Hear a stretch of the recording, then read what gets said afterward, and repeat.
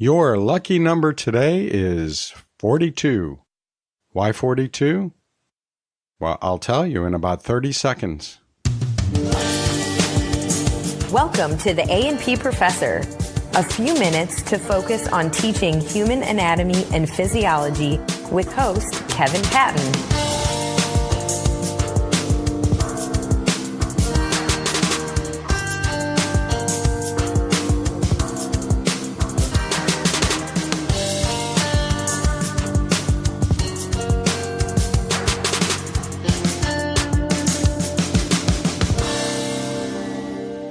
So what is this about the number 42? Well, in Douglas Adams' book, The Hitchhiker's Guide to the Galaxy, there was supposedly this big supercomputer named Deep Thought that calculated the answer to the ultimate question of life, the universe, and everything over a period of about 7.5 million years of computation. And the answer that came out was, 42. The problem is, nobody knows what the question is. But maybe today we're going to find out that answer. There's a study that came out not too long ago that looked into how many proteins there are in the average cell. That's an interesting question. And of course, you can't have a precise answer. And over the years that we've been studying it, we found out that there are a lot of different ways to try to arrive at that answer, and they're not always the same processes. And as with anything in measuring something in a cell, there's all kinds of potential problems in the methodology and how we're looking at it. And so a research group got together and decided to look at the data from 21 separate analyses in the protein number in a type of single cell yeast that is used a lot as sort of the lab mouse of cell biology, and putting together their analysis, it turns out that the average number in this type of cell is right around 42 million. That is 4.2 times 10 to the 7th power. So there's your 42 million proteins, average number of proteins in a cell. So what does this have to do with A&P? Well, we cover protein synthesis in A&P, right? I don't know about you, but it comes up constantly, throughout A&P1 and throughout A&P2. We keep coming back to that story about how hormones affect protein synthesis, about different cells having different kinds of proteins that are synthesized in different numbers. There's just all kinds of reasons why it would come up. And I think it would be interesting to drop in this number and say, well, let's have a quick discussion. How many proteins you think are in a cell? And of course, there's going to be all kinds of wild and crazy answers because nobody truly knows. But you could throw out that, hey, there's some researchers that feel that 42 million is an average. But, they acknowledge there are factors that are going to affect that within any individual cell, but also from one cell type to another in the body, depending on the role of that cell and what's going on in that particular moment and whatever. And you could have, I think, a pretty interesting discussion to throw out the number and say, well, okay, here's the number. And isn't that, a huge number? And let's talk about that for a minute. But then go a little bit beyond that and say, well, why couldn't this be the exactly right number for every cell? And this is in a yeast. Does that tell us anything about what's going on in human? There's all kinds of questions that can be explored. I think this gets students thinking about, number one, how science is done, but number two, how complex the human organism really is, even when we get down to the cell level. So just an idea, number 42. If you use that number 42 to buy a lottery ticket this week, and it ends up being a winner, remember where you heard it, okay? Well, here's something pretty cool. The Anatomical Society over in the UK has put together this list of online resources. Their education committee has put up a website where you first go into it. you see this list of various areas of the human body. I'm looking at it right now. So the first one is abdomen and digestive system. Next one's embryology. Next one's lower limb. Next one's musculoskeletal system, neuroanatomy, and goes on and on and on. And when you click on each of those major topics, you get this huge list of all of these different websites you can go to explore these different areas. And so when you're looking for teaching tools, you're looking for things to recommend to students to study with and so on, this is a place that I'm going to be going to look for resources and for study tools and so on. So just go to the show notes for this podcast or go to the approfessor.org and I'll have and go to this episode page while you're there, and I'll have a link to it. And go in and explore it yourself. It'll be give yourself some time though, because once you get into it, oh man, you just keep going and going and going. You don't want to stop. So anyway, have fun. Okay, so here's something interesting from the news. It's flu season as I record this, and as a matter of fact, in our household, we're starting to get a little bit of a cold here. But something came out in the British Medical Journal case reports recently is just crazy as far as I'm concerned. It has to do with this guy, this 34-year-old guy, who had this idea that when you sneeze, it's spreading germs all over the place. And of course, that's an accurate idea. But the second part of his idea is where the weirdness comes in. He felt like, well, therefore, he should not sneeze into the atmosphere. So he would pinch his nose shut and close his mouth, and he would give off a sneeze, and sneezes can blast air at more than 100 miles an hour. And I mean, there's a lot of pressure there. That pressure's got to go somewhere. Well, where it went for him was right through the wall of his pharynx. It was, he felt like something, he sneezed real hard, was all closed up. He'd been doing this for decades. I mean, ever since he was a little kid. But this time, he popped a hole in his pharynx.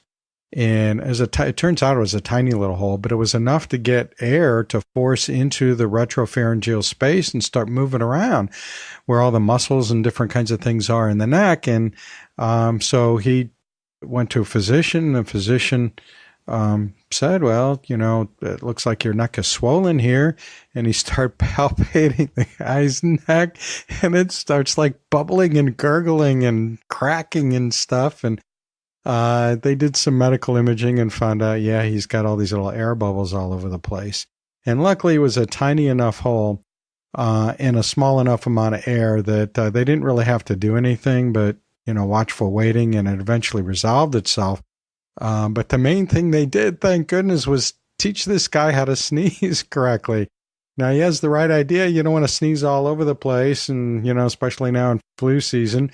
So they recommended what most physicians recommend, that is sneezing into the crook of your arm, that is into your elbow joint area, rather than into your hands or, into the face of your A&P instructor, or even onto your A&P book, or, the worst thing of all, sneezing onto your A&P test right before you turn it into your A&P teacher.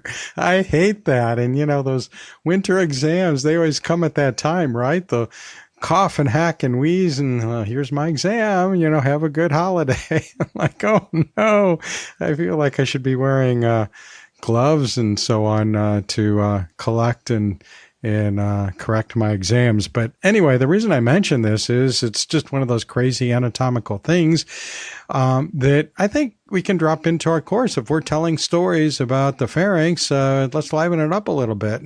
Or we're talking about sneezing, or we're talking about pressures in the respiratory tract and so on. This is a crazy story, but that's what gets students' attention, right? Right? And might even be able to take a little further and say, okay, now where could that air have gone? What is in that retropharyngeal space? And, what other kinds of complications could pinching your nose and keeping your mouth shut during a forceful sneeze, what kind of injuries could that cause? So a little bit of creative thinking and application of what we know about A&P. So there you have it for what it's worth. And if you want to forget about it, fine. If you want to drop it into your course sometime, that's good too. Pretests. I think we all have run across that term before, right? Pretests. I don't know about you, but the majority of the experience I've had with pretesting is that it's a kind of test you do before you learn something or before your students learn something. And then the post-test is what you do at the end to see if you've learned it or how much of it you've learned. So pre-test, post-test, we all know about that, right? Well, I want to talk about the idea that pretesting has actual learning effects that have nothing to do with the strict assessment part of it. So how does that work? I ran across this idea a long time ago. I don't know how or why, I was reading an article. It was a journal article about effective ways of testing in math courses.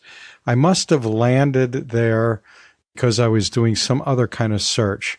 But it really intrigued me because what this article said was that if you give students pretests, just the act of giving them a pretest is going to make them do better on their post-test, which is interesting in at least two ways.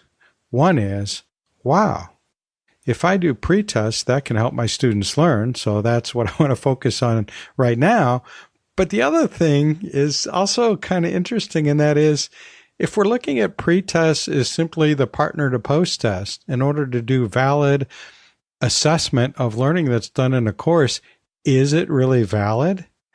Because by doing the pretest, I am changing the situation and increasing the odds that my students are going to do better on the post-test.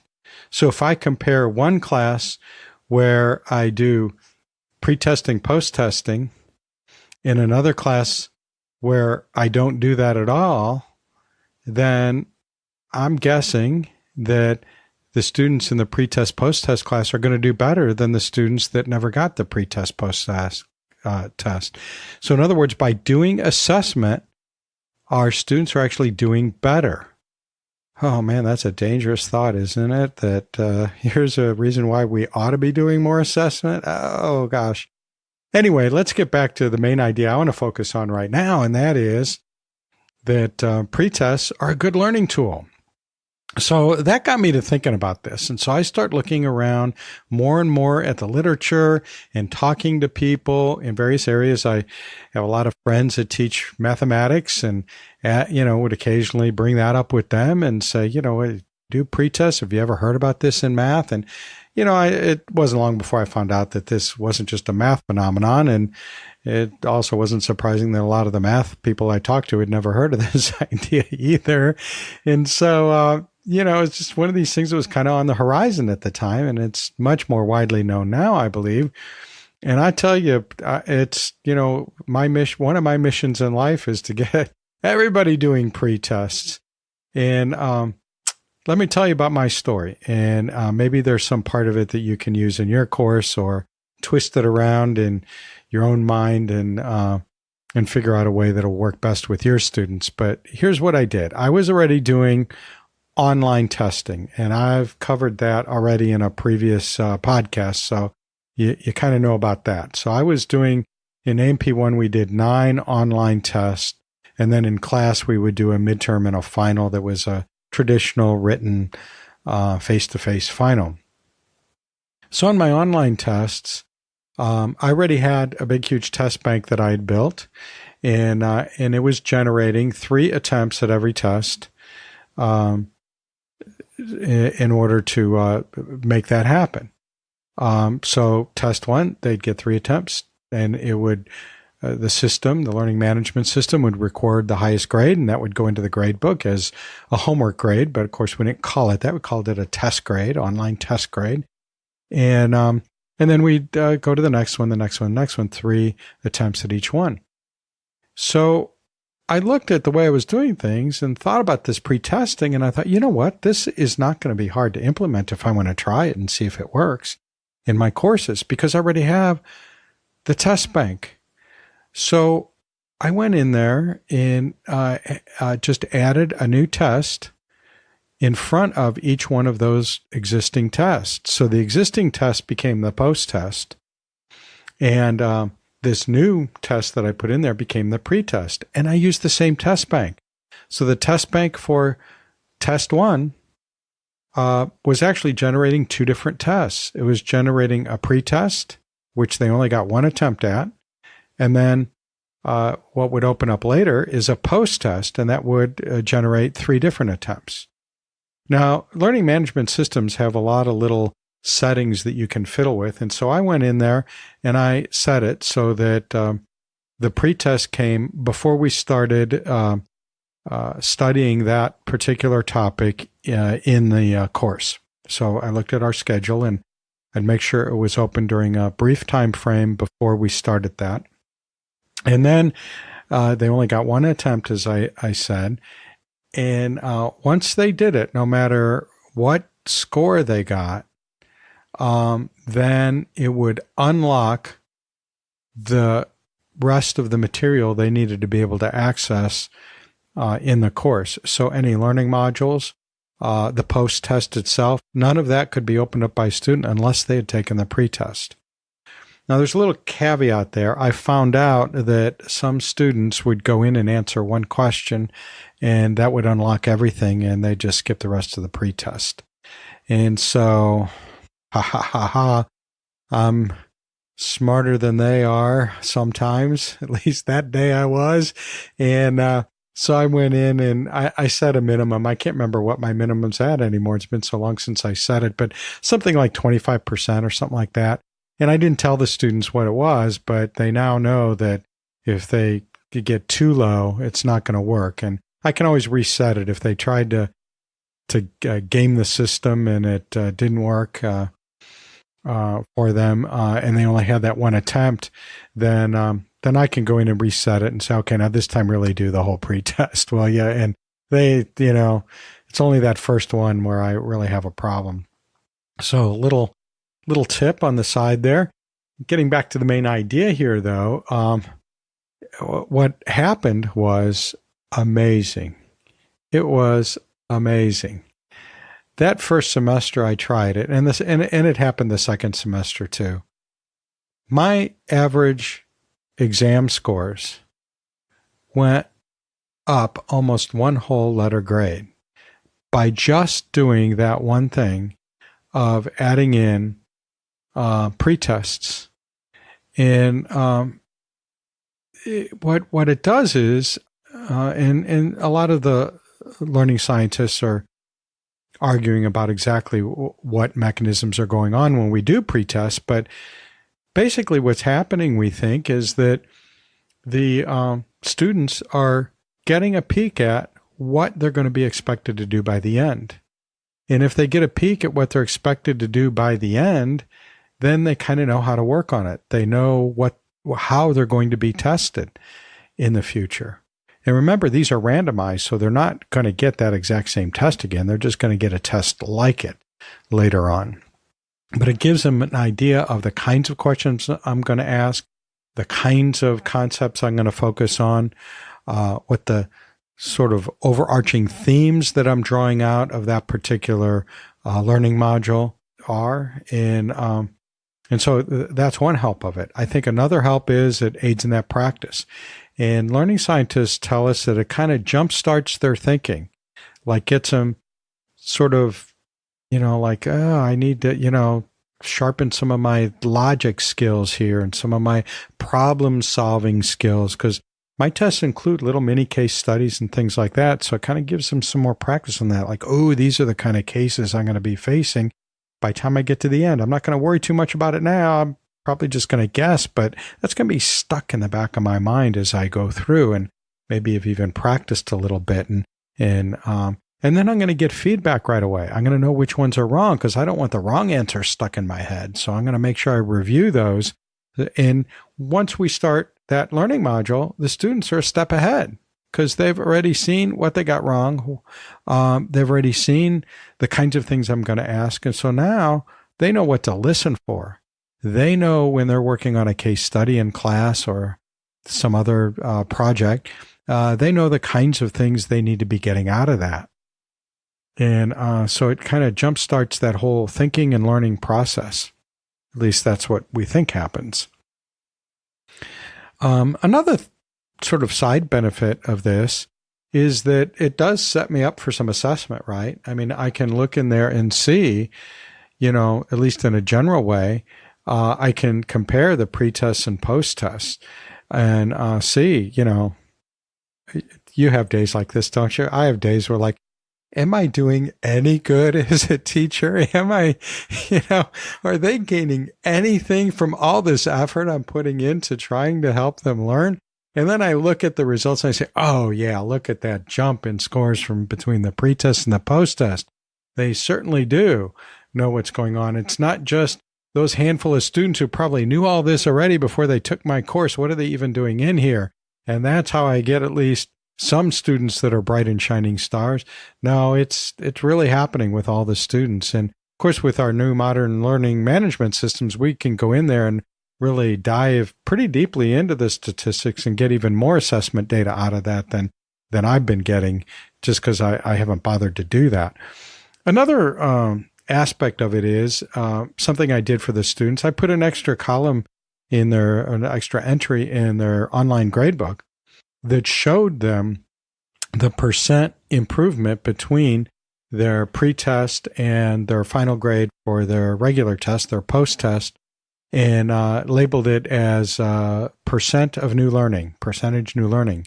So, they increased their learning by 50%, 75%, 25%, whatever it is. And that became a motivation for them.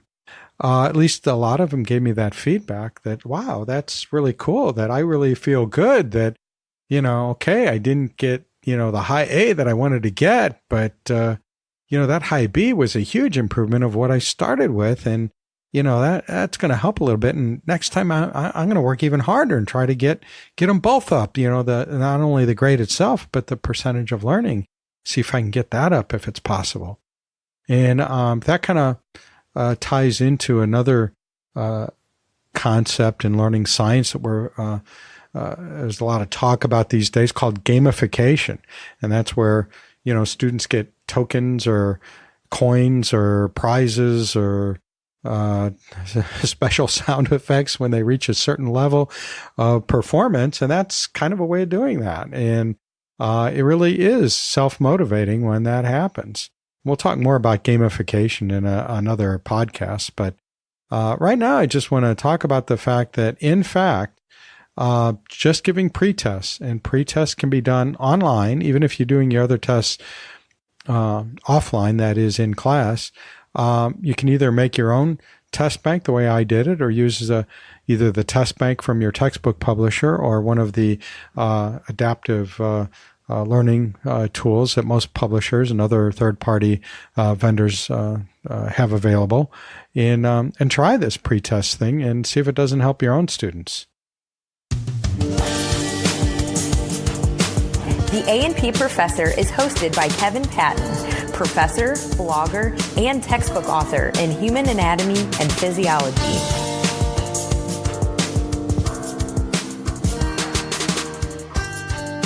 We use only fresh, grade A ingredients in this podcast.